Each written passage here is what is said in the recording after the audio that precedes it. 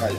Amigas, amigos, seguimos con más aquí ya conversando con nuestro próximo invitado, Gustavo Marcano, el ministro consejero de la Embajada de Venezuela en Estados Unidos. Por supuesto, Gustavo, vamos a comenzar esta conversación hablando acerca de lo que fue esta importante semana para Venezuela. Yo comentaba al principio que, bueno, hubo muchos logros para el gobierno legítimo y para Venezuela, para los venezolanos en el marco de la ONU, quizás no como tal en la ONU, en la Asamblea General de la ONU, pero sí en todas las reuniones paralelas que se hicieron, lo que fue la reunión de la OEA, las decisiones que se tomaron por parte de las Naciones Unidas.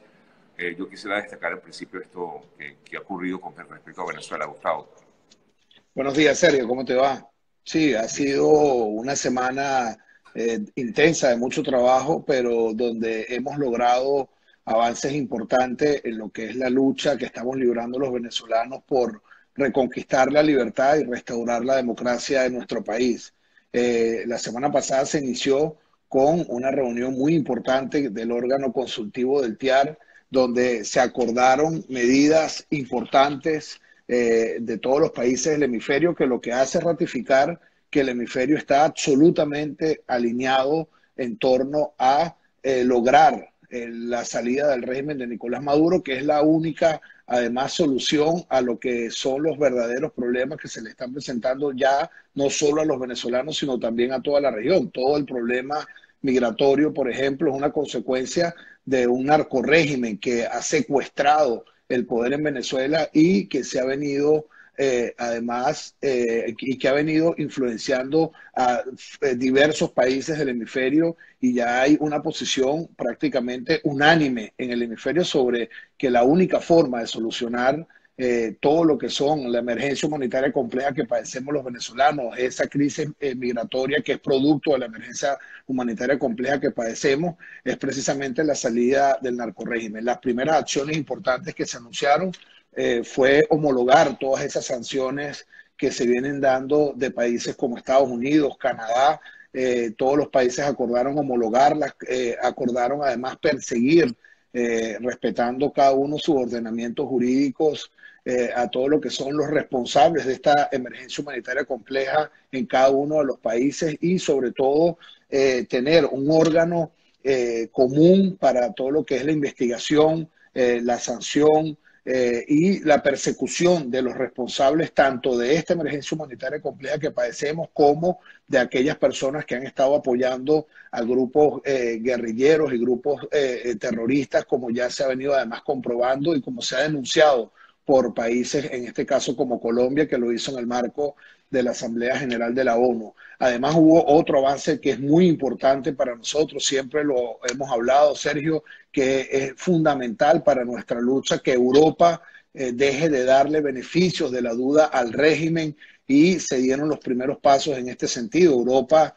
emitió sanciones en el marco de lo que fue la Asamblea General de Naciones Unidas a los violadores de derechos humanos, en este caso a los responsables de lo que fue el asesinato del capitán Acosta Arévalo, y de las reuniones que se tuvieron con los cancilleres de España, de Portugal y diferentes delegaciones de la Unión Europea. También sentimos que ya hay plena conciencia que el único que está oponiéndose a una salida para la crisis, para la emergencia humanitaria compleja que nosotros estamos padeciendo, es el propio régimen, y por ello no se le puede seguir dando beneficios de la duda, y la Unión Europea ya ha empezado a dar muestras que se van a alinear en la política de presionar, de sancionar a todo lo que son los responsables de esta emergencia compleja, y que la única forma en que nosotros podamos solucionar dicha emergencia y toda la crisis migratoria que ha generado y todos los problemas de seguridad regional que han generado es precisamente que nosotros logremos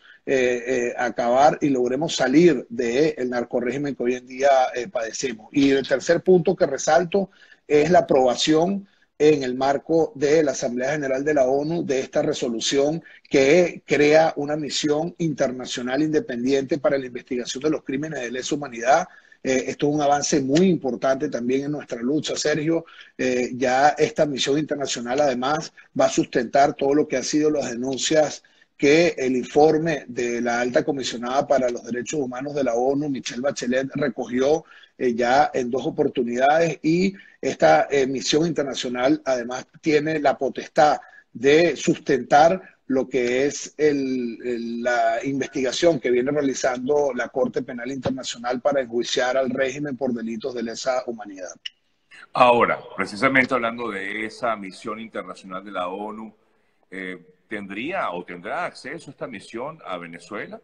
¿Tendrá la oportunidad de ingresar al país, tomando en cuenta de que el régimen pues, no estaría de acuerdo con todo esto? Mira, el régimen se comprometió en darle acceso a esta misión. Sin embargo, nosotros sabemos el talante del régimen que nosotros estamos enfrentando. Es un régimen que no tiene ningún tipo de credibilidad. Nosotros no le damos ningún tipo de beneficio de la duda. Sin embargo, todos los elementos probatorios que existen en casos de violación de derechos humanos, ponemos como ejemplo el asesinato del concejal Fernando Albán, el asesinato del capitán Acosta Arévalo, todo lo que han sido la violación de derechos humanos de cientos de miles de asesinados, de cientos de miles de personas además que han sido víctimas de violación de derechos humanos. Todos estos elementos probatorios están incluso fuera del país. Se pueden realizar esta investigación por parte de este órgano, que ya no es un órgano que dependa de un organismo diferente al de la Organización de Naciones Unidas, y esto es un paso muy importante en lo que es nuestra lucha, porque se logra visibilizar además todo lo que nosotros hemos venido denunciando desde hace mucho tiempo y que el mundo no reaccionaba frente a lo que era nuestra denuncia, y esto es importante recordarlo. Nosotros estuvimos el año pasado en la ONU y veíamos a Nicolás Maduro allí campeante, o sea, reuniéndose incluso con algunos jefes de Estado, y el mundo libre no creía la dimensión de la emergencia humanitaria que nos venía producto de lo que fue el saqueo del dinero de los venezolanos, producto de lo que fue la corrupción y, por supuesto, todo el financiamiento a ese narcoestado que hoy tenemos instalado. Y hoy en día, gracias a Dios y a la Virgen, ya el mundo libre tiene muy claro que el único responsable de la crisis es Maduro, que la solución pasa por salir de Maduro, iniciar un proceso de transición y llegar a un proceso verdaderamente de elecciones libres.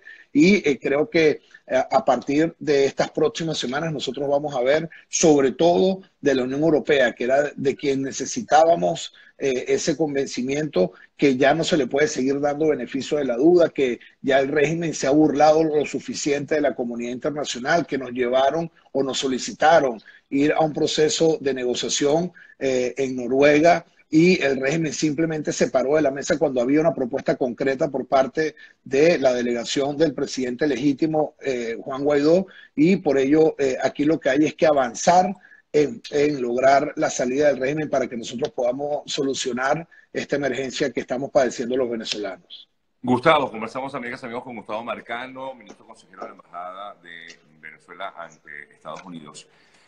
Por supuesto, cuando se habla de la solución, de la crisis, de todo este asunto, inmediatamente pues uno dice cómo se va a lograr. Efectivamente, para esta semana, para hoy, por ejemplo, comienza una importante serie de entrenamientos militares en Colombia. El régimen ha visto esto también como una amenaza, el régimen de Venezuela, el régimen de Maduro. Ha visto esto como una amenaza, incluso señalaba hace un día que el Comando Estratégico Operacional de Venezuela decía que ha habido aviones norteamericanos sobrevolando Venezuela, y bueno, esto pudiera verse efectivamente así como una amenaza para el régimen, este tipo de ejercicios militares que buscan, en todo caso desde Colombia, ver cómo se entrega la ayuda humanitaria a los venezolanos. Gustavo.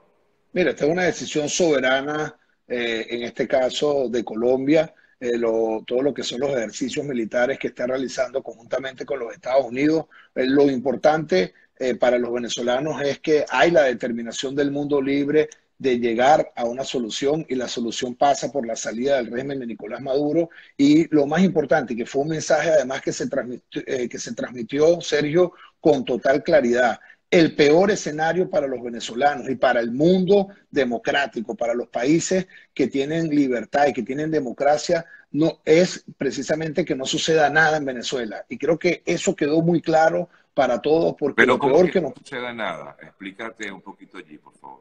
bueno, que lo peor que puede pasar a los venezolanos y al mundo libre es que la situación de Venezuela Quede tengamos en hoy nada. un régimen que se eternice en el poder, que quede por allí, como ha sucedido, por ejemplo, en el caso de Cuba.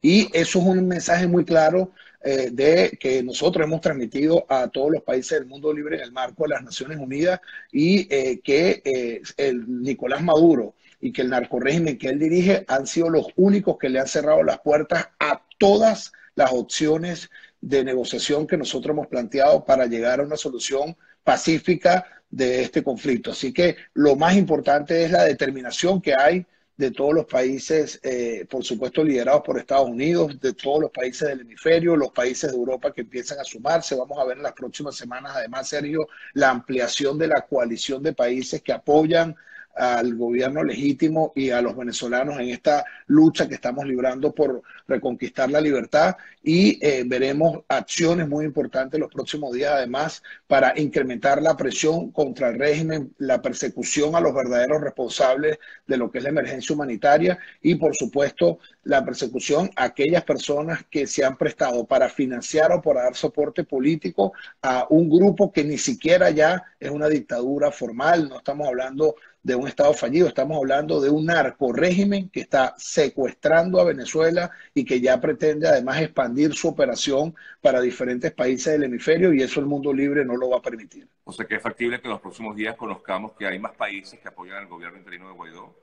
Sí, sin duda, vamos a ver las próximas semanas pronunciamientos importantes en este sentido, vamos a ver más acciones de diferentes países que estamos esperando, además que se sumen a esta política de presión contra el narcorrégimen de Nicolás Maduro y lo más importante, vamos a ver avances concretos en lo que es esta lucha que estamos librando por tener libertad y democracia en Venezuela. Ahora, mientras tanto, Gustavo, vemos, por ejemplo, cómo ayer, entre otros, Rodríguez Zapatero insistía en este diálogo entre el régimen y este grupo minorista pequeñito de la oposición en Venezuela.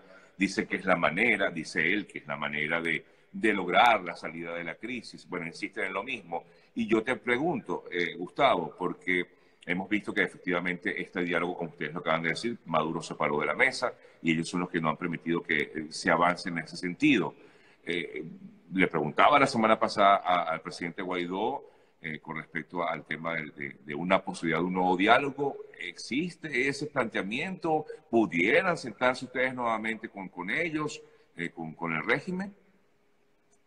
Mira, lo más importante es que el único que ha cerrado la puerta, hay una propuesta concreta que hizo la delegación del gobierno legítimo de Venezuela, que encabeza el presidente Juan Guaidó, al gobierno de Noruega, una propuesta concreta que establecía que se separara del poder Nicolás Maduro, se separaba de la presidenta interina Juan Guaidó, que se estableciera un gobierno de transición y que se reinstitucionalizaran los poderes públicos para lograr realmente un proceso de elecciones libres. El gobierno o el régimen de Nicolás Maduro se paró de esa mesa y lo más importante que se ha logrado en estas últimas horas y sobre todo esta última semana en el marco de la Asamblea General de la ONU es que el mundo libre ya entendió que los únicos que están bloqueando una salida pacífica y democrática al conflicto de Venezuela es precisamente quienes pretenden atrincherarse en el poder eternamente como lo son los personeros del régimen. Nosotros vamos a continuar